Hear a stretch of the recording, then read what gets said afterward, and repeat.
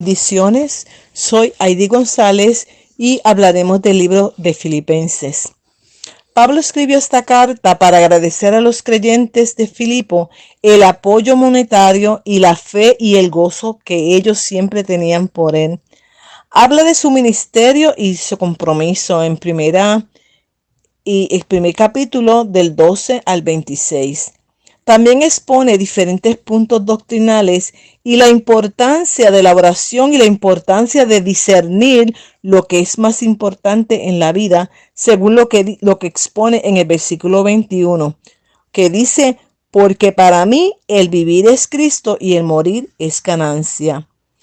Pablo los amonesta a que no sean egocéntricos, sino que sean humildes como Cristo, según el capítulo 2, que habla de la humillación y exaltación de Cristo. Que miremos los unos por los otros. Este es uno de mis pasajes favoritos y se los quiero compartir, ¿verdad? Lo voy a leer, Filipenses capítulo 2, versículo del 5 al 11. Dice de esta manera. Haya pues en vosotros este sentir que hubo también en Cristo Jesús, en el cual siendo en forma de Dios, no estimó al ser igual a Dios como cosa a que aferrarse, sino que se despojó a sí mismo, tomando forma de siervo, hecho semejante a los hombres, y estando en la condición de hombre, se humilló a sí mismo, haciéndose obediente hasta la muerte y muerte de cruz. Por lo cual Dios también le exaltó hasta lo sumo y le dio un nombre que es sobre todo nombre, para que en el nombre de Jesús se doble toda rodilla de los que están en los cielos, en la tierra y debajo de la tierra, y toda lengua confiese que Jesucristo es el Señor, para la gloria de Dios Padre. En esta expresión de Pablo vemos cómo el Padre le otorgó a Jesús el poder de ser adorado. En el capítulo 2, del 12 al 18, exhorta a los creyentes a vivir una vida en sintonía con la fe, llenos del poder de Dios, sin quejarse y dando un buen testimonio ante el mundo. En el capítulo 3, él habla de nuestra ciudadanía, que no es de este mundo, y les dice que se cuiden de los perros y de los malos obreros. Aquí no está hablando de los perros literalmente. Si buscamos Isaías capítulo 56 del 10 al 11, dice de esta manera: sus atalayas son ciegos, todos ellos ignorantes, todos ellos perros mudos, no pueden ladrar, soñolientos, echados, aman el dormir. Y esos perros comelones son insaciables, y los pastores mismos no saben entender. Todos ellos siguen sus propios caminos, cada uno busca su propio provecho, cada uno por su lado. Puedes buscar también Isaías capítulo 34 y Apocalipsis 22:15. Finalmente, los principios de Pablo en una vida gozosa no está basada en las circunstancias, sino en una vida feliz en Dios. No vivir afanado, sino vivir agradecido. Aprender a tener paz en lo poco y compartirlo mucho.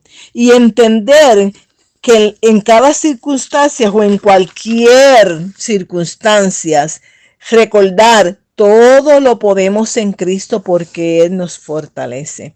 Que Dios les bendiga, y aquí les dejo unas preguntas. La primera pregunta dice: ¿a qué tú crees que se refiere Pablo cuando dice que el morir es Cristo y el vivir es Cristo y el morir es ganancia? 2. ¿Por qué amonesta a los creyentes a que no sean egocéntricos? 3.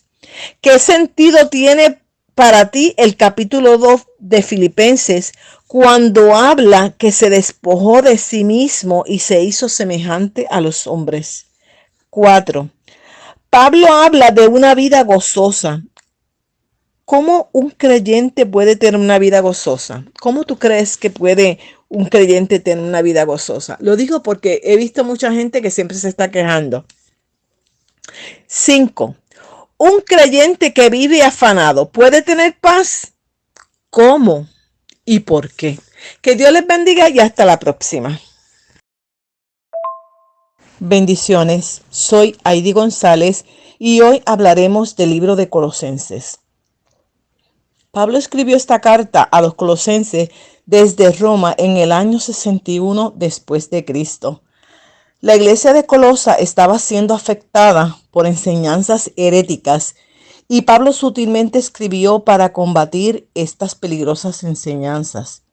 Veamos las enseñanzas que estaban enseñando los maestros de la iglesia de Colosa. Colosenses capítulo 2 del 8 al 23.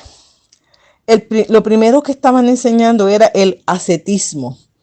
El ascetismo es una doctrina filosófica que propone alcanzar la perfección moral y espiritual mediante la renuncia de austeridad, placeres materiales y necesidades de diferentes índoles para mantener la virtud. Otra cosa que estaba enseñando la iglesia era el legalismo judío. En esto consistía que se circuncidaran y vivieran bajo la ley de Moisés cuando ya ellos habían dejado la ley al lado. Pero como en esta iglesia había más judíos que gentiles, es por eso que los judíos exigían de los gentiles que se sometieran a la ley de Moisés y a la circuncisión. Lo tercero que enseñaban era el misticismo filosófico. Es una enseñanza que enseña la unión o el contacto del alma con Dios para que el alma sea divina o perfecta y delicada. Estas personas veían defecto en todas las cosas y comían muy poco. También enseñaban el culto a los ángeles. También enseñaban el gnosticismo, que es el espíritu, un espíritu que es bueno, pero la materia es mala. Es lo que significa gnosticismo. O sea, si ellos enseñaban eso, ellos estaban diciendo que Cristo, si tomó el cuerpo humano siendo un espíritu, entonces era porque el cuerpo de él era malo. Y también estaban enseñando rituales. Pablo tenía que combatir todo esto, así que Pablo establece la doctrina de Jesucristo que se encuentra en Colosenses 1 del 15 al 23.